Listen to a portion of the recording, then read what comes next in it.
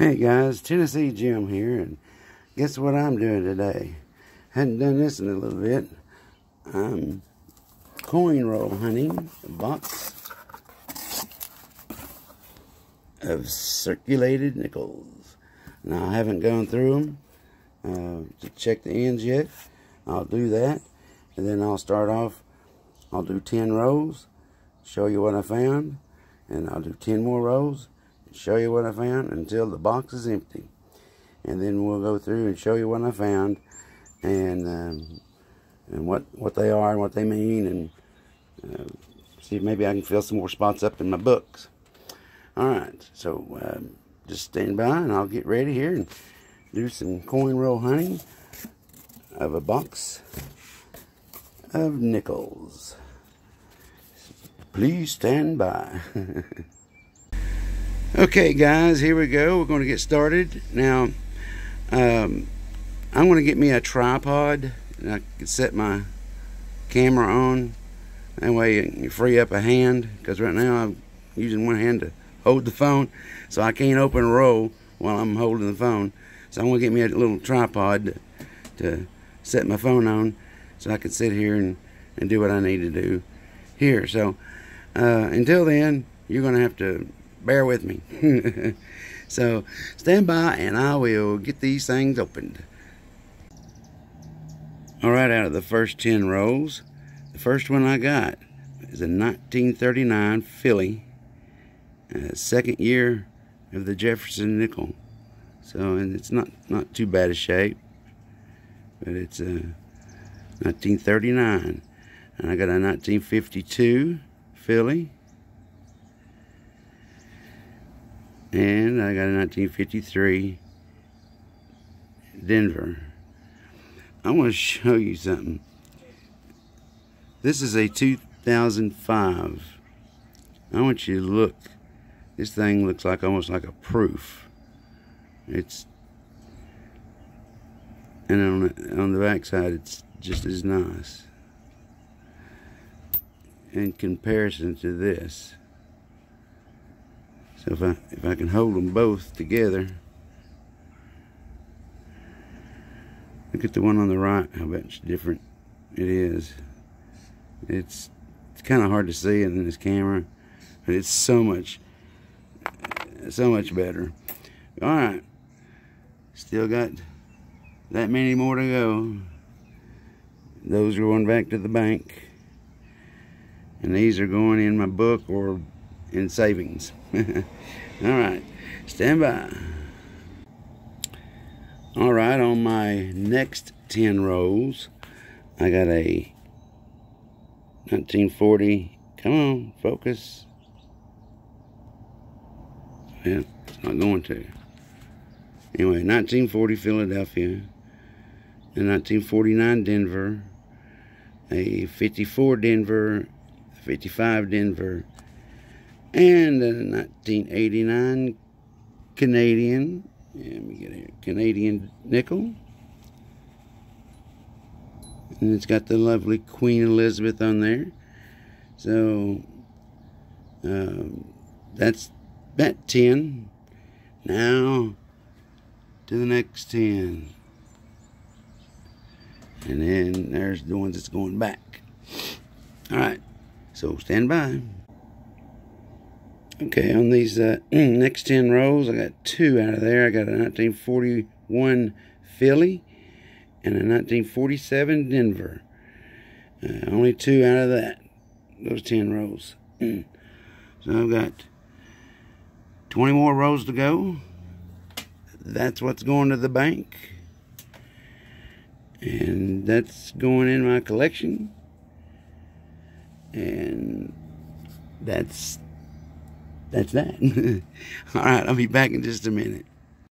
Okay, on this 10 rows, I got a 1947 Philly, 1957 Philly, and 1957 Denver. And I got a 2009 Denver. Now, you're wondering, why would you get a 2009? Why is that? You know, that's not old. It's very recent. It's only 10 years old. Why the 2009? Well, in 2009, in the nickels, dimes, quarters, and half dollars, they minted less of those in that year. And on the pennies, they had the 4 different things on the 2009. It was with the Lincoln set. Anyway, to show you here in this book. Remember this book I was talking to you about yesterday? In this book, if I can get to it, it's kind of hard one hand. 2009 D. They only made 46.8 million. Now you think, well, that's quite a bit. No, you go up here, like on the 2006 D, they made 809 million, and on the Philadelphia Mint, they made 693 million. So the 2009s, there's less minted on those. On the Philly, there's 38 million. And see, the year before there was 345 million, 275 million. And then the year after there was 260 million, 229 million. So the 46 million and 39 million, it's a low mintage. And I'm not sure why. I'll have to look up and read about why that the 2009s on all those coins were mint, had lower mintage on it. Something to do with the economy, I'm sure. But that's why when I'm doing my nickels, and if you see anybody else doing nickels, they'll try to pull out and keep the 2009s because they are a low mintage coin compared to the other nickels before and after. So that someday will be probably a collectible or worth more than face value. I've got a good collection of these going on right now, but here lately it's been slim pickings. I haven't, my past 3 or 4 boxes I hadn't got a 2009. There for a while I was getting 2009 in every box, several of them, but now I'm not getting hardly any, and it's been like 4 or 5 boxes since I've got the 2009s. So that's the scoop on the 2009 coins and the 2009 nickel. I'll try to find out why for sure there was low mintage on that. I'm kind of, I'm new at this too, so I'm learning as I go. But when I learn something, I'll teach it. You learn one and do one, and then you teach one. So anyway, that's the scoop on the 2009s. All right, I got 10 more rolls to go. That's going to the bank. That's the fines. Don't look like a whole lot, and it's not. It's not been that good of a box, but I hadn't got a buffalo or V-nickel out of this. I hadn't got a buffalo. Well, I got buffalo in my fast few, but nothing on this. Hopefully on these last 10 rolls, I'll get something. All right, well, stand by. On to the next one. Okay, the last 10 rows, I got a 41 Philly. A 40 Philly, 41 Denver, a 48 Philly, 48 Denver, a 54 Denver, a 56 Denver, and a 59 Philly. And I got this. This is a 64, but it is in great shape. Well, it was in great shape. Oh my God. Oh Lord, I'm crazy. I've gone nuts. Anyway, I should have gloves on. Anyway, it's a 64. Is that right? Is that 64? No, I'm sorry. It's a 97. It's a 97 Philly. It's in beautiful shape. It's got full steps Okay, what full steps are.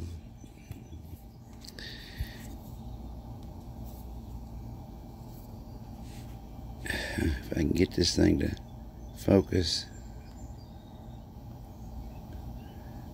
Yeah. Full steps are down. That's something better to point with. I ain't gonna touch it, but where'd I go? There you go. Full steps are right here. You probably can't see it.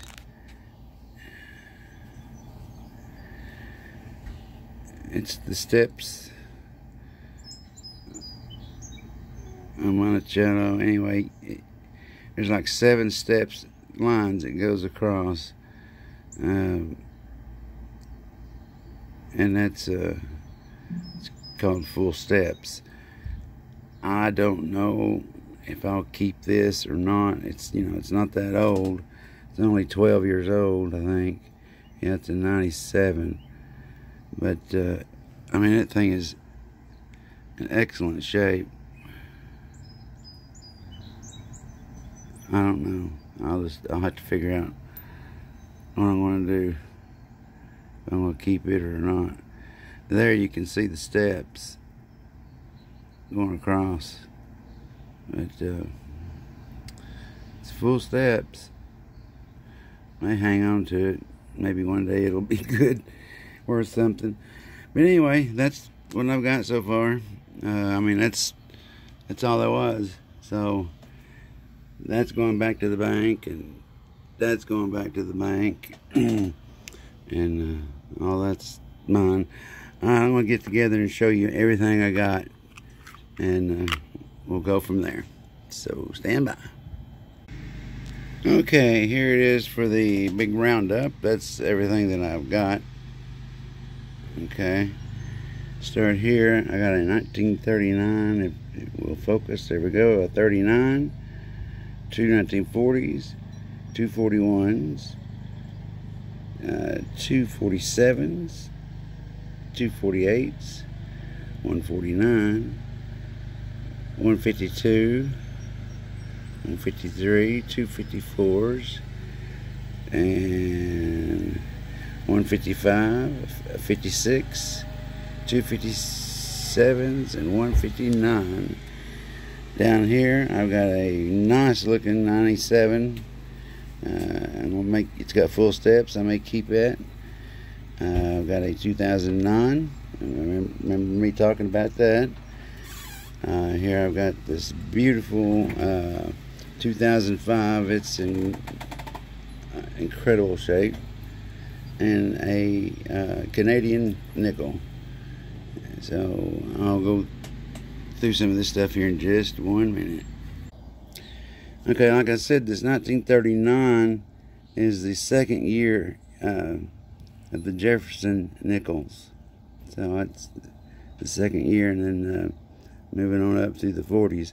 Now, 42, halfway through the year at 42, all the way up through 45, they're called war nickels. They're 35% silver. I don't have any on here. You got key dates in 1950 and 1954, I believe it is. And it's a low mintage on those. Like I said, I'm going to hang on to this because it's, I mean, it almost looks like a proof coin, but it's not. And it's, I can't get it right. But anyway, it's a 97 with full steps.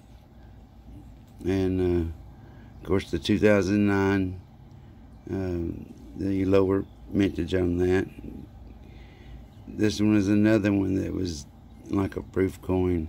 It's a 2005, but it's not a proof coin, but it almost pass as one.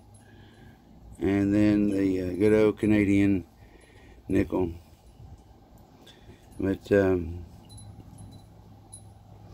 going to check my book and see if I need any of these. I don't think that I do, but I'll check and see. Anyway, that's it for today. And I appreciate y'all taking the time to watch this. Feel free to like and subscribe, and smash that like button. Hit that little bell there on notification. That'll tell you when I'm putting up another video. It helps me out also. If y'all want to communicate with me by writing to me, you can either make a comment on the video, or you can get on my email me, and we can exchange addresses. If you want to contribute any other way, if you like through PayPal, I've got PayPal. Just go on my About page, and if you want to, like I say, on my 1,000, when I hit 1,000, I'm going to have a big giveaway. If you want to contribute to the giveaway, you feel free to do so. It's sort of like a shout out to you, and or if you want to use PayPal and have me go out and buy something from a coin store or something. So just keep that in mind, and go on my About page, and it's got all that information on it. So until next time, this is Tennessee Jim, and we'll talk at you later.